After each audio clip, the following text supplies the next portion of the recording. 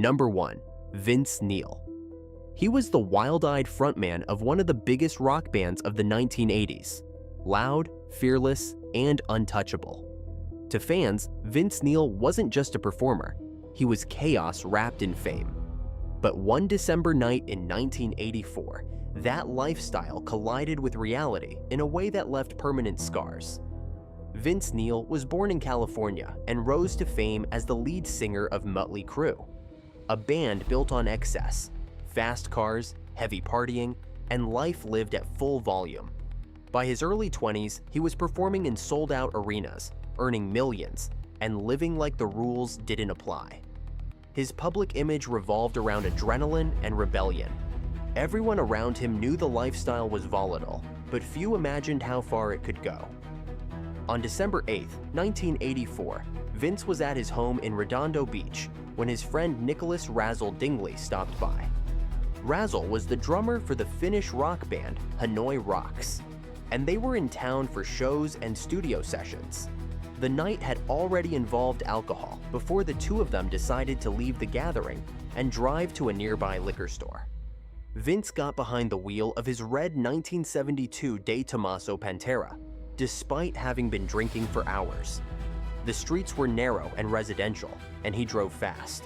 While heading back, Vince lost control and swerved into oncoming traffic, colliding head-on with another car. The impact was brutal. Razzle, sitting in the passenger seat, suffered catastrophic injuries and later died at the hospital. The two passengers in the other vehicle were seriously hurt and sustained long-term damage. Vince walked away with minor injuries, but the consequences of that decision were irreversible. Police determined his blood alcohol level was significantly over the legal limit. He was arrested and charged with vehicular manslaughter and intoxicated driving. The news devastated the rock community. Fans were shocked, fellow musicians were stunned, and the media seized on the story. For years, rock stars had behaved recklessly without major repercussions. This time, someone was gone, and others were permanently harmed. The legal process moved quickly. Prosecutors laid out the facts: a high-speed collision, serious injuries to multiple victims, and the death of Razzle. Vince entered a guilty plea rather than going to trial.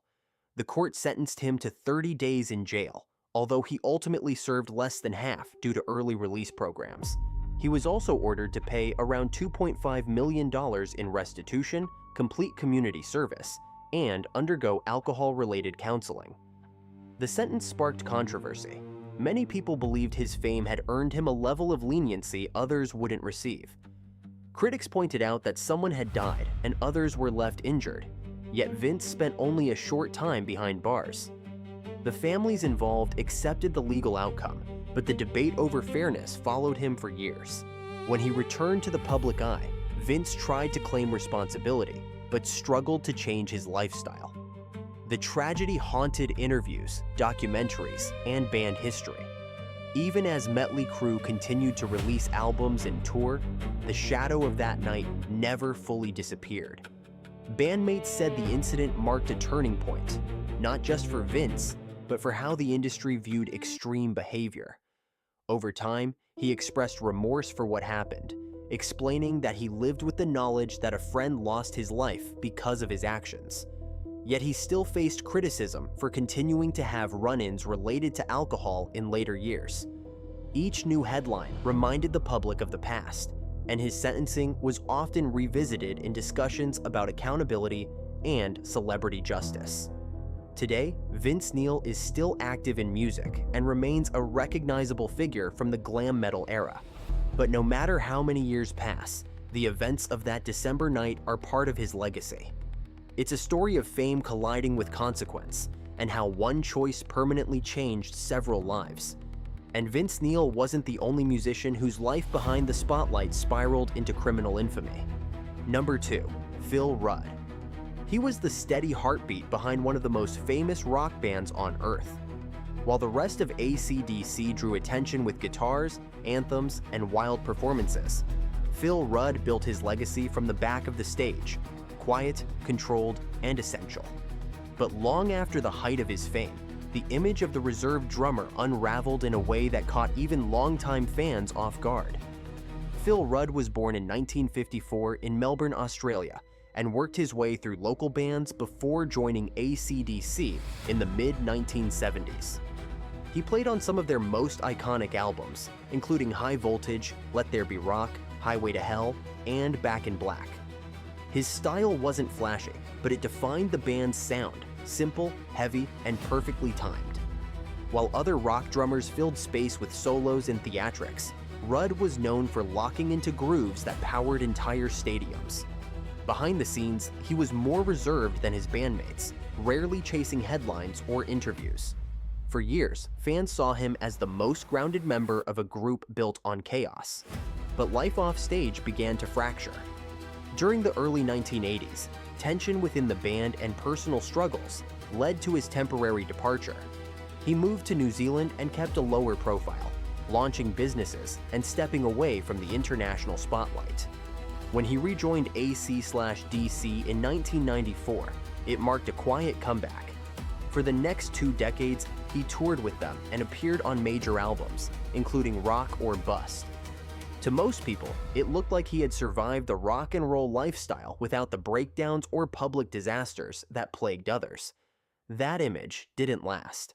In 2014, police in New Zealand raided his home after receiving alarming reports. Authorities accused him of threatening to kill someone and possessing illegal drugs. Investigators also claimed he had contacted an associate to try to arrange violence against another individual during a business dispute. While early reports suggested a possible murder-for-hire attempt, prosecutors later dropped the most severe allegation due to insufficient evidence. Still, the accusations of threatening someone's life remained serious. Officers found methamphetamine and cannabis during the search. The court charged him with threatening to kill and drug possession. As details came out, the media swarmed the story. Phil Rudd, the quiet face of AC/DC, was suddenly the subject of headlines normally reserved for violent offenders. Fans were stunned, not just by the legal trouble, but by how far it seemed from the public persona he had maintained for decades. The investigation revealed that Rudd had allegedly become enraged over the handling of his solo album and felt people around him were hurting his interests. According to prosecutors, he made explicit threats and attempted to intimidate others to get his way. His legal team pushed back on the narrative, arguing that his behavior was fueled by stress and that he never intended to carry out violence. But the court still had to weigh the safety concerns and the evidence of drugs in his possession. In 2015, Rudd pleaded guilty to the charges. The judge sentenced him to 8 months of home detention with strict monitoring. He was also ordered to undergo treatment and avoid drugs and alcohol. The sentence didn't involve prison time, but the conviction affected his reputation and career. AC/DC distanced themselves from him during their world tour for Rock or Bust, bringing in another drummer to perform in his place. For a musician known for silence more than statements, the fallout was loud. News outlets across Australia, the UK, and the US reported the story, often highlighting the contrast between his decades-long discipline on stage and the chaos behind closed doors. During sentencing, the court noted that his actions had a genuine impact on the people he threatened. Although no physical harm occurred, the seriousness of the threat was enough to warrant long-term restrictions and mandatory oversight. After the conviction, Rudd spoke publicly about the case, claiming he had been under pressure and wasn't thinking clearly. He admitted his drug use had spiraled and said he was trying to regain control of his life. The judge warned that any violation of the conditions could result in imprisonment. For someone who had spent years out of the press, the scrutiny was intense. In the time following his sentence, Rudd focused on staying out of further legal trouble. He expressed interest in returning to music, and his legal situation eventually eased. But the incident marked a clear break in how the public viewed him. Instead of a background figure defined by drums and discipline, his name became linked to violent threats and drug use.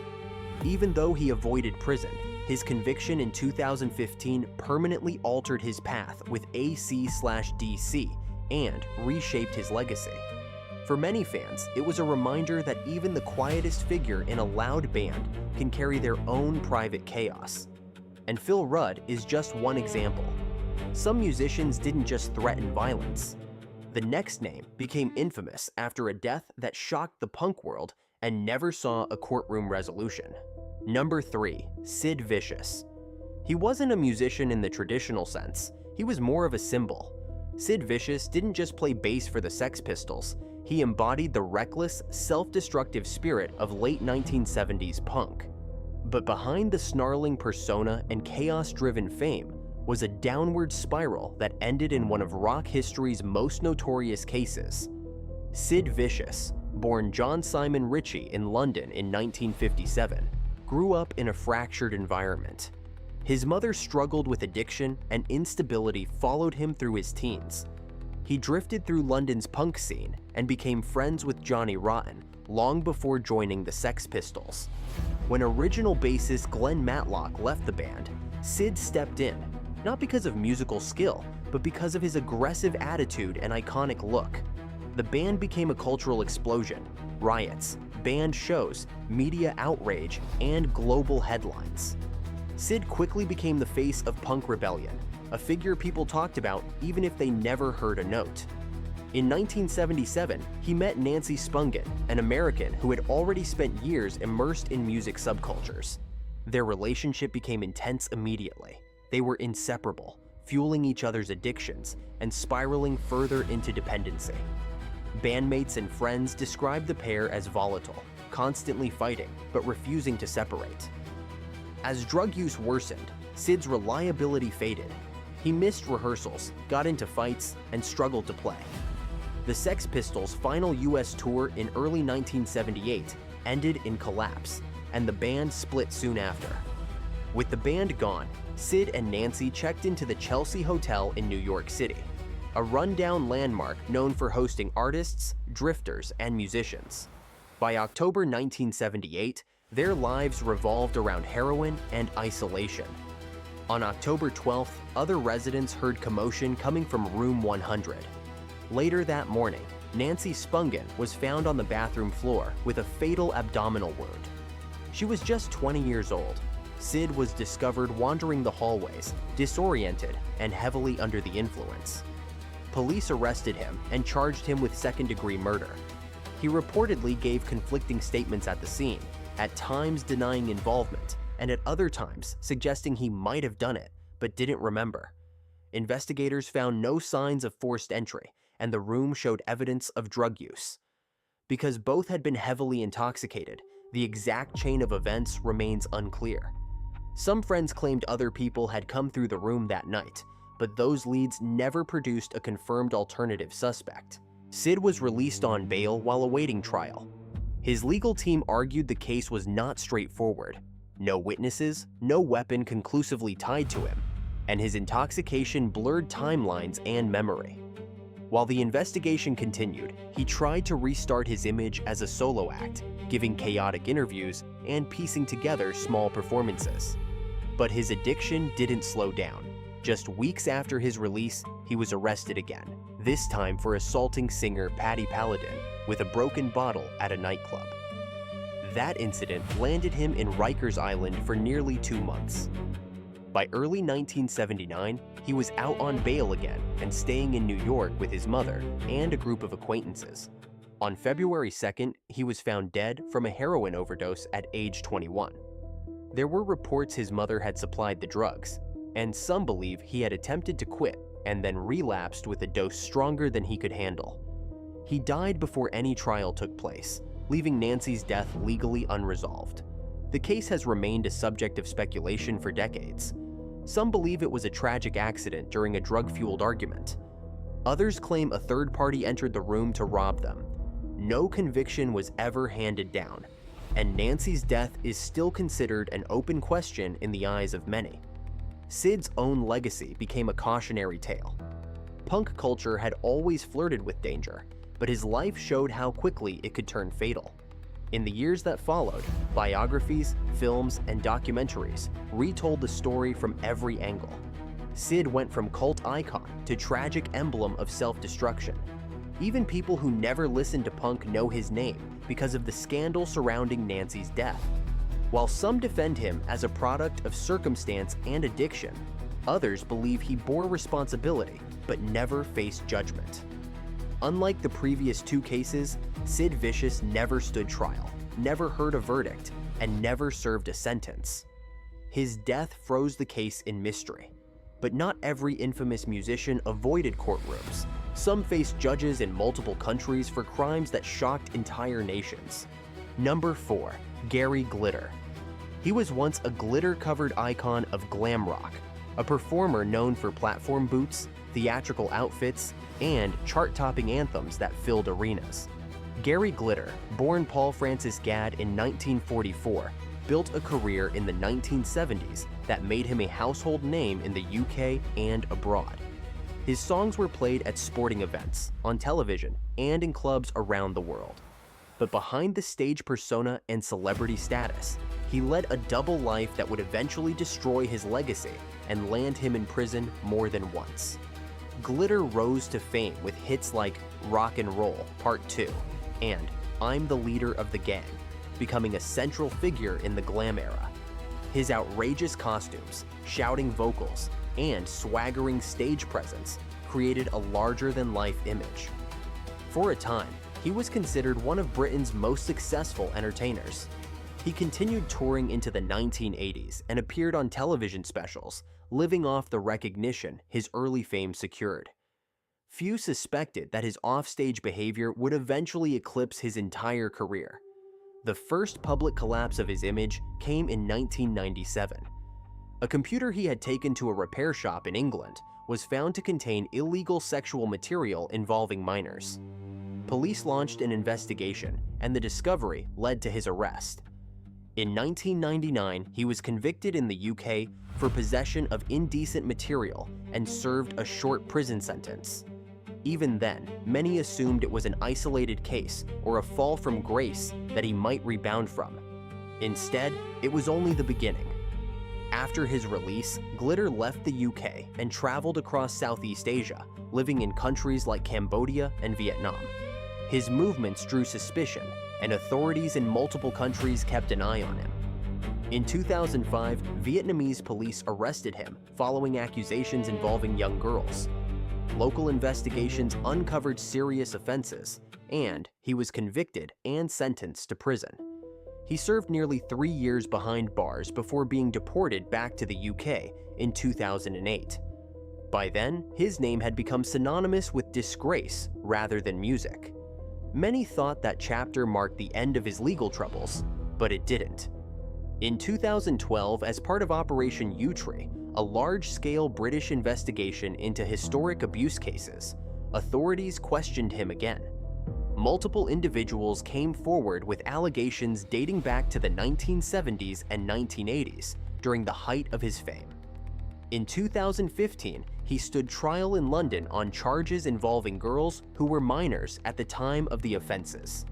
Prosecutors presented testimony and evidence showing a pattern of exploitation committed while he was touring and performing. That trial ended with a guilty verdict. The court sentenced him to 16 years in prison. The judge stated that his fame had given him access and influence, which he used to exploit vulnerability. The sentencing made international news, and the music industry further distanced itself from him. Many radio stations pulled his songs, sporting venues dropped his tracks from playlists, and television reruns featuring him were edited or removed entirely. Even decades after his last hit, his music had remained in circulation, especially in the United States through licensing deals. But following the convictions, broadcasters and sponsors sought to eliminate any association with him. His career was effectively erased in the public eye. The transformation was complete, from celebrated star to convicted repeat offender. In 2023, he was released on license, but was recalled to prison shortly after for violating conditions placed on him after his sentence. Authorities made it clear that they were monitoring him closely and that any breach would lead to immediate action. The case remains a high-profile example of how long-hidden conduct can surface years later and lead to legal consequences even after fame fades. Gary Glitter's downfall stands out not only for the crimes themselves, but for how far the fall was, from arenas and televised performances to prison cells across continents. Unlike others whose trials were unresolved or whose charges came once, his record spans multiple convictions in different countries.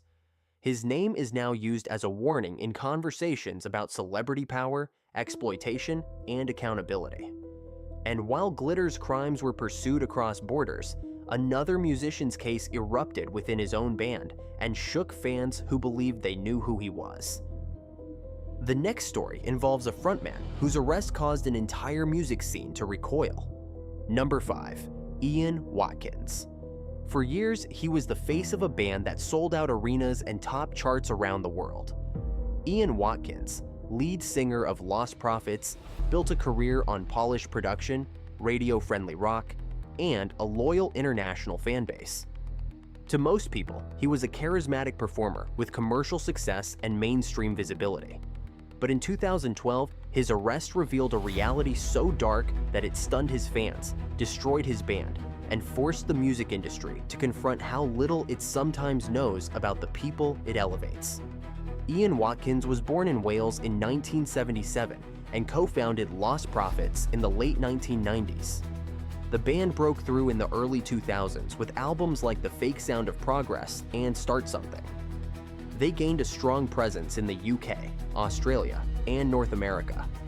Watkins became known for his stage presence and his ability to shift between heavy vocals and melodic hooks.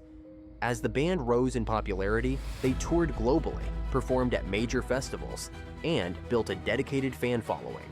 His image was polished, stylish, and media-friendly, far from controversial or unpredictable. Offstage, Watkins kept much of his personal life out of the public view. There were occasional rumors about drug use and erratic behavior, but nothing that suggested deeper trouble. The band continued touring and releasing music for over a decade. Their songs received radio play and awards recognition, and Watkins maintained the persona of a frontman accustomed to fame. That image fell apart abruptly at the end of 2012. In December of that year, police arrested him following an investigation into illegal content and criminal activity. 2 women were also taken into custody in connection with the case. Authorities seized digital evidence and began building a detailed file against him. The early charges were severe, and as the investigation expanded, more disturbing revelations surfaced. The scale of what officers uncovered led to heightened media attention and rapid public backlash. Watkins initially denied every allegation, and his legal team attempted to challenge the evidence. But investigators continued gathering material, including messages, recordings, and witness testimony. In November 2013, 1 year after his arrest, he reversed his position and entered guilty pleas to numerous charges. Prosecutors described his actions as calculated, deliberate, and far beyond anything the public had imagined. The courtroom heard details that were shocking even to seasoned legal professionals. The sentencing took place in December 2013. Ian Watkins received a prison term of 35 years, followed by additional time on extended license. The 2 women arrested with him were also sentenced for related offenses. The judge stated that his crimes represented a complete betrayal of trust, and noted that his celebrity status had enabled access and influence. Media outlets in the UK and abroad reported the sentence extensively, and the story became international news. The fallout for Lostprophets was immediate and irreversible. The remaining members issued a statement cutting all ties and disbanded the group completely. They expressed horror, anger, and disbelief at what had been uncovered. Fans reacted with shock and disgust, and the band's catalog was pulled from streaming platforms in some regions. Venues and labels distanced themselves from the name, and many former collaborators spoke out in condemnation. In the years since his conviction, Watkins has remained in prison. Appeals and parole discussions have surfaced occasionally, but he is expected to serve most of his sentence. Any reports of his behavior behind bars have reignited public anger and kept his name associated with some of the darkest headlines in modern music history. His former bandmates eventually formed a new project under a different name, but they made it clear that the legacy of Lostprophets ended the day he was arrested. The case sparked broader questions about how fame can conceal private wrongdoing, and how individuals can maintain public trust while leading secret lives. Unlike others who were charged with violence or threats, Watkins' actions led to a complete erasure of his career and a permanent severing of fan loyalty.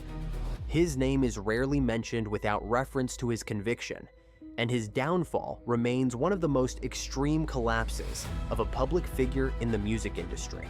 While Watkins' crimes destroyed a band from the inside, the next figure came from a world where violence was woven into the mythology of a genre, and one feud ended in death. Number 6. Varg Vikernes. In the early 1990s, a dark and theatrical music scene in Norway gave rise to one of the most infamous figures in modern metal history. Varg Vikernes, born Christian Vikernes, wasn't just known for his band Burzum or his brief ties to the group Mayhem. His name became linked to a killing that shocked the international music world, and to acts of destruction that targeted religious sites across Norway. Varg grew up in Bergen and entered the black metal scene as a teenager. The genre was raw, aggressive, and deliberately anti-mainstream. Bands like Mayhem gained notoriety not just for their sound, but for an atmosphere built around provocation and secrecy. Vikernes started Burzum as a solo project, recording all the instruments himself.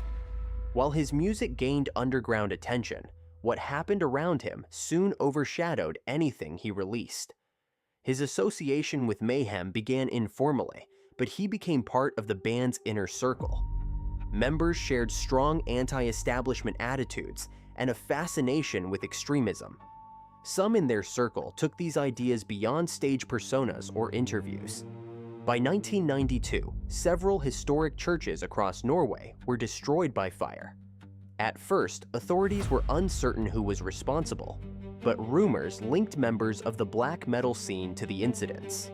Varg was arrested and later convicted for his role in burning multiple churches, including Fantoft Stave Church, which had stood for nearly 900 years before being reduced to ash. The destruction drew international media attention and heightened the sense that something violent was brewing behind the genre's music. But the church arsons were only the beginning of a case that would soon involve something far more serious. Tensions between Varg and Øystein Euronymous Erseth, Mayhem's guitarist and a central figure in the scene, had been rising. Some described it as a power struggle. Others said it stemmed from money disputes or ideological rivalries. Whatever the reason, the situation escalated beyond talk. On August 10, 1993, Varg traveled from Bergen to Oslo and went to Euronymous' apartment. What happened next turned the underground music world into a crime scene. When police and paramedics arrived, Euronymous was found dead from multiple stab wounds. Authorities tracked Vikernes down quickly. He claimed he acted in self-defense, insisting that he believed Euronymous intended to harm him. But prosecutors argued it was a planned attack. At trial, the court rejected his self-defense claim. He was convicted of murder, along with charges related to the church arsons and possession of explosives. In May 1994, he received Norway's maximum sentence at the time, 21 years in prison. The case captured attention not only in Scandinavia, but worldwide. Fans who followed the black metal movement were stunned. Media outlets painted the scene as a violent cult-like subculture, and Vikernes became the central figure in that portrayal. His name was repeatedly used as evidence that the genre's rhetoric had slipped into real-world violence. Even after his conviction, he remained a controversial voice. From prison, he granted interviews and wrote about ideology, religion, and identity in ways that drew further backlash. Some supporters framed him as a martyr of artistic rebellion. Others saw him as a convicted murderer whose notoriety was undeserved. Despite the maximum sentence, Norwegian law allowed for release before the full term in certain circumstances. After 16 years, in 2009, he was granted parole. He moved to France and shifted his public attention to writing and internet commentary. He occasionally released music under the Burzum name, but his criminal history overshadowed everything tied to it. Major platforms and venues generally distanced themselves from any association. His case stands out among musicians not just because of the conviction, but because it involved both ideological violence and personal conflict ending in death. While some of the other musicians faced drug-related charges or non-violent crimes, Vikernes' actions reshaped the public's understanding of a music culture that had once been dismissed as performance. Today, his name still sparks arguments among metal fans. Some refuse to separate his music from his crimes. Others debate the influence he had on black metal's darker legacy. The events of the early 1990s remain one of the most dramatic and disturbing intersections of art, ideology, and real violence within the music world. And as extreme as that story was, another musician on this list also crossed a line from fame into a murder conspiracy, this time involving someone far closer to home. Number 7. Tim Lambesis. He was the frontman of a successful metal band, known for intense performances and lyrics that blended aggression with personal struggle. Tim Lambesis, lead vocalist for As I Lay Dying, built a reputation as a disciplined musician with a devoted fan base. His band toured internationally, charted albums, and earned respect within the heavy music scene. But in 2013, his name made headlines for a reason no fan could have predicted, and it had nothing to do with music. Timothy Lambesis was born in California in 1980 and co-founded As I Lay Dying in the early 2000s. The band rose quickly, becoming one of the leading names in metalcore. Albums like Shadows Are Security and An Ocean Between Us brought commercial breakthrough and critical success. Lambesis stood out not just for his vocals, but for his stage presence and clean-cut public image. The band toured across Europe, North America, and Australia, performing for packed venues and festival crowds. Over time, they became Grammy nominees and fixtures in the genre. Offstage, Lambesis cultivated an image rooted in fitness, philosophy, and what many assumed were Christian values. Interviews often presented him as focused and disciplined. Fans saw him as someone who balanced intensity on stage with seriousness in his personal life. That perception made what followed seem almost unreal. By 2012, his marriage was deteriorating. He and his wife had adopted multiple children, and their divorce became contentious. During this period, Lambesis reportedly grew distant from his former beliefs, struggled with identity, and became consumed by frustration over custody and financial disputes. Behind closed doors, resentment escalated. In early 2013, Lambesis spoke to someone at a gym about wanting his estranged wife harmed. That individual went to law enforcement, who set up an undercover operation. An officer posing as a hitman met with Lambesis in a recorded sting. During the meeting, he allegedly provided instructions, discussed timing, and offered payment. The conversation left little doubt about his intentions. On May 7, 2013, police arrested him in a retail store in California. The news spread instantly. Metal singer arrested in murder-for-hire plot dominated headlines across music outlets and mainstream media. Fans and bandmates were stunned. As I Lay Dying canceled their shows, and statements issued at the time reflected complete disbelief. During court proceedings, prosecutors presented audio and testimony from the undercover operation. Lambesis initially pleaded not guilty. His defense argued that a mix of emotional instability and medication, including steroids, impaired his judgment. But the recorded conversations and actions leading up to the arrest remained central. In February 2014, he changed his plea to guilty. The court sentenced him to 6 years in prison for soliciting murder. His wife spoke during sentencing, describing the fear and trauma caused by learning that someone she once trusted had organized a plan to end her life. The judge's remarks emphasized that planning violence, even if not carried out, could not be minimized. The fallout affected everyone connected to the band. As I Lay Dying disbanded soon after, with members starting new projects and distancing themselves from the case.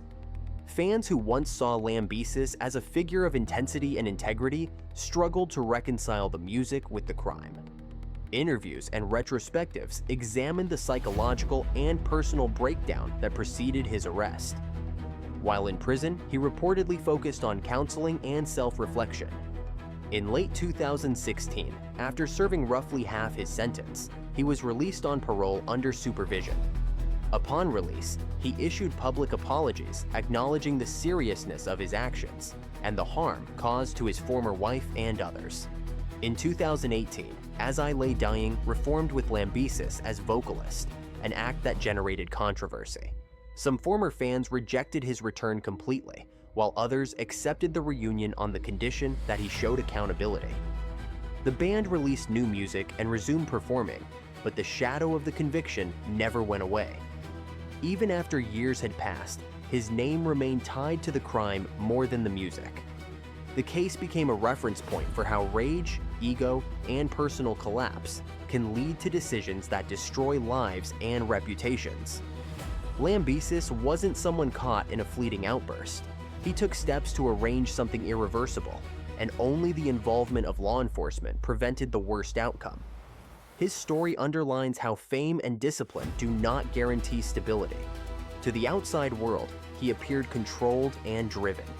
Privately, resentment and desperation fueled a choice that ended in handcuffs and a felony conviction. And while his case centered around a planned act of violence, the next figure on this list was convicted for crimes that surfaced through multiple accusations across an entire country. Number 8. Jacob Hoggard. For much of the 2000s, Jacob Hoggard was known as a television personality turned rock frontman. As the lead singer of the Canadian band Hedley, he built a career on high-energy music, pop rock anthems, and a carefully crafted public image. But years after topping charts and touring internationally, he became the subject of serious accusations that dismantled everything he'd built and ended with a criminal conviction. Hoggard was born in British Columbia in 1984. He rose to national fame in 2004 after competing on the television show Canadian Idol, where his personality and stage presence helped him reach the final three. He used that attention to propel his band Hedley into mainstream recognition. Throughout the late 2000s and early 2010s, the group released platinum albums, sold out arena tours, and collected awards in Canada. Their songs played on radio stations nationwide, and Hoggard appeared regularly on talk shows and entertainment media. He was seen as impulsive and flashy, but not dangerous. By the mid-2000s, however, reports began to circulate about Hoggard's behavior off-stage. Fans and acquaintances described interactions that raised questions about boundaries and consent. At first, those concerns circulated anonymously online and gained little traction in traditional media. But that changed in 2018 when multiple women came forward publicly with detailed allegations. The accusations described encounters in hotels and backstage areas. Women said they were contacted through social media or after concerts and then invited to meet him privately. Several alleged that once alone, he acted aggressively and ignored their objections. As more accounts surfaced, Hedley's reputation unraveled quickly. Radio stations across Canada pulled their music, venues canceled shows, and the band withdrew from scheduled performances. Within months, the remaining members announced an indefinite hiatus. In 2018, police opened a formal investigation. After reviewing statements, digital correspondence, and evidence from multiple complainants, authorities charged Hoggard with offenses involving 2 individuals. The case continued to grow, and by the time it went to court, allegations from additional women had been examined. Some were included in the legal proceedings, while others served to establish pattern and intent. The trial began in 2022 in Toronto. The courtroom heard testimony describing his conduct in specific encounters that prosecutors argued involved coercion and intentional harm. Hoggard maintained that all interactions were consensual and that fame and touring culture had blurred perceptions. His defense emphasized inconsistencies in some accounts, but the prosecution presented timelines, messages, and statements that supported the charges. In June 2022, the jury reached a partial verdict. Jacob Hoggard was found guilty of sexual assault causing bodily harm against one woman. He was acquitted on 2 other counts involving separate complainants. The judge ordered him into custody following the verdict while awaiting sentencing arguments. Prosecutors requested a significant prison term, highlighting the emotional and physical impact on the complainant and the breach of trust inherent in his actions. In October 2022, he was sentenced to 5 years in prison. The court acknowledged his lack of prior convictions, but stressed the seriousness of the crime and the harm caused. His legal team sought bail while appealing the verdict, and he was later granted supervised release during the appeal process, but the conviction remained in place. Public reaction was swift and lasting. Radio stations kept his music off playlists, and streaming platforms saw a steep drop in listening. Former fans distanced themselves from his work, and social media discussions focused on how fame can shield misconduct until it reaches a tipping point. Other women who did not participate directly in the trial came forward to share their experiences, adding to the sense that the case reflected more than a single incident. The rest of Hedley's members addressed the situation only sparingly, officially dissolving the band's plans and walking away from its legacy. Industry professionals who once worked with Hoggard described the downfall as abrupt but inevitable in light of the evidence. Today, Jacob Hoggard's name is no longer attached to radio hits or televised performances. Instead, it's linked to a conviction that reshaped public conversation in Canada about power, celebrity, and accountability. The story also stands out because his conviction came after years of rumors that, for a long time, were dismissed or ignored. While Hoggard's case centered on repeated accusations and a courtroom verdict, the next figure on this list was part of a music scene where violence took a different form, one that involved death, ideology, and a return to the stage after prison. Number 9. Jon Nödtveidt. He was a respected figure in the extreme metal scene, known for musicianship rather than theatrics. Jon Nödtveidt, founder and frontman of the Swedish band Dissection, earned recognition for shaping the melodic black metal sound of the 1990s. But behind the music, ideology and violence intersected in a way that ended with a killing, a prison sentence, and a legacy permanently stained by what happened offstage. Jon Andreas Nödtveidt was born in 1975 and grew up in the town of Strömstad, Sweden. From an early age, he immersed himself in underground music. As a teenager, he co-founded Dissection in 1989. The band quickly drew attention for combining harsh vocals and dark themes with complex guitar work. Albums like The Somberland and Storm of the Lightsbane became landmarks in the genre and influenced countless artists in Scandinavia and beyond. Unlike some contemporaries who courted publicity through shock value or staged antics, Nödtveidt maintained a focused, serious persona. Dissection toured through Europe, gaining a reputation as a band that delivered both aggression and technical skill. But his interests extended beyond music. He became involved with a small occult group that held extremist and violent beliefs. The group promoted ideas rooted in nihilism, elitism, and anti-human ideology. Over time, those beliefs left the realm of abstract symbolism and moved into real-world behavior. In 1997, Nödtveidt and an acquaintance became involved in the killing of a 37-year-old Algerian man named Joseph Ben Medor in Gothenburg, Sweden. Reports indicated that the attack was motivated in part by xenophobic and ideological hostility. The incident was not spontaneous. Prosecutors argued it was targeted and deliberate. The victim was shot and killed, and the crime shocked locals who were more familiar with Nödtveidt's artistic persona than his associations outside the music world. After the murder, police launched an investigation that quickly led to arrests. Nödtveidt was taken into custody and later charged for his role in the killing. During the trial, he did not deny involvement. Evidence linked him directly to the events, and the court found him guilty of complicity in the murder. In 1998, he received a prison sentence of 10 years under Swedish law. His accomplice was also convicted. The conviction stunned many in the metal community. Fans who admired his songwriting struggled to reconcile the violent act with the image they had of him. The band effectively dissolved as Nödtveidt began serving his sentence, and he spent several years behind bars. During that time, he remained mostly quiet publicly, though reports suggested he continued writing and reading, still drawn to the ideologies that shaped his worldview.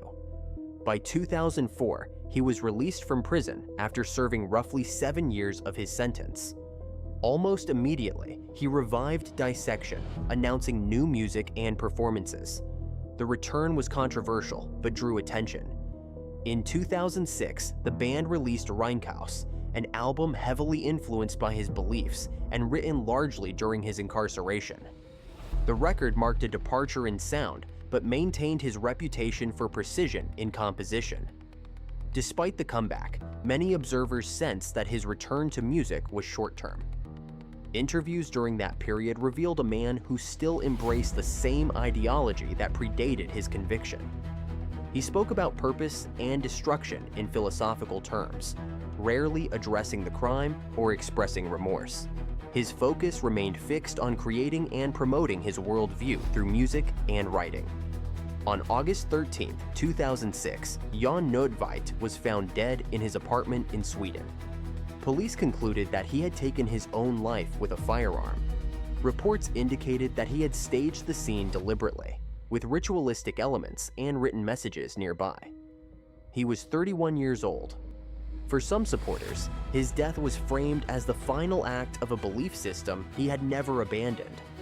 For others, it was the tragic end of someone who followed ideology to its darkest outcome. Following his death, reactions were divided. Some fans mourned a musician they believed changed the genre. Others refused to separate his art from the murder and ideology that defined him outside the studio. His former bandmates and collaborators moved on, distancing themselves from the crime even while acknowledging his influence on the music. Jon Nödtveidt remains one of the most controversial figures in metal history, not because of shock-driven performance or exaggerated imagery, but because his actions in real life led to a man's death and a conviction that he never denied. His story blurs the line between artistic identity and personal extremism. And while his death closed the book on his own legacy, the final case on this list involves another musician from that same extreme scene. Someone whose crime happened even earlier, but left its own permanent mark. Number 10. Bård Faust Eithun. In the early 1990s, Norway's black metal scene was gaining international notoriety, not just for its sound, but for the ideology and violence brewing beneath the surface. Bård G. Eithun, better known as Faust, was the drummer for Emperor, one of the most influential bands in the genre. But in 1992, long before he was widely known to fans, he took part in a killing that remained hidden from authorities for nearly a year before coming to light. Faust was born in 1974 and became involved in the black metal scene as a teenager. Emperor, the band he joined in the early 90s, became known for atmospheric compositions and harsh vocals paired with symphonic elements. While some bands presented theatrical darkness, that particular scene blurred the line between performance and belief. Members associated with several groups shared extreme views and rejected mainstream society entirely. On the night of August 21, 1992, Faust was in Lillehammer, Norway. According to his own later statements, he was sitting in a park when he encountered a man who allegedly approached him. What happened next was sudden and brutal. Faust followed the man into a wooded area near a lake. There, he stabbed him multiple times, killing him. The motive was never clearly explained in court. Some suggested ideological hatred, while others believed it was an impulsive, opportunistic act. Whatever the reason, Faust left the scene and returned to his life as if nothing had happened. For months, the case went unsolved. Investigators had no clear suspects and no direct leads. During that time, Faust continued working with Emperor, recording music and rehearsing for future releases. The band was still underground then, known mainly to a dedicated fan base within Europe. The black metal scene around him was already attracting attention due to rising church arsons and public outbursts. But Faust's involvement in the Lillehammer killing remained a secret. Everything changed in 1993 after the arrest of Varg Vikernes for the murder of Øystein Euronymous Erseth. During questioning, police learned more about the inner circles of the black metal community. Rumors and confessions began to surface. Eventually, Faust admitted to the 1992 killing. His confession surprised investigators who had not linked him to the crime before that point. In 1994, Faust went to trial in Norway. He pleaded guilty to the murder. The court considered the nature of the killing, the lack of provocation, and the absence of remorse early on. He was sentenced to 14 years in prison, but ended up serving about 9 before being released.